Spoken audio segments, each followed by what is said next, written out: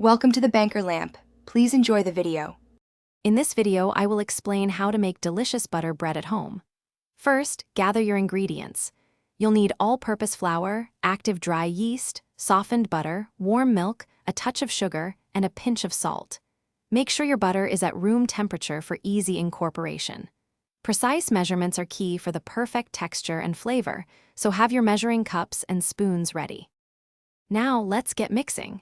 In a large bowl, combine your dry ingredients, then gradually add the wet ones, mixing until a shaggy dough forms. Turn the dough out onto a lightly floured surface and knead it for about 10 to 15 minutes.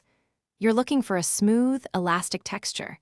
If you have a stand mixer, this step becomes much easier, saving your arms some work. After kneading, it's time for the first rise. Place your dough in a lightly oiled bowl, cover it, and let it proof in a warm spot for 1 to 2 hours or until it has doubled in size. Once risen, gently punch down the dough to release the air. Then, shape it into a neat loaf and transfer it to a greased loaf pan for its second, shorter rise. Preheat your oven to 375 degrees Fahrenheit.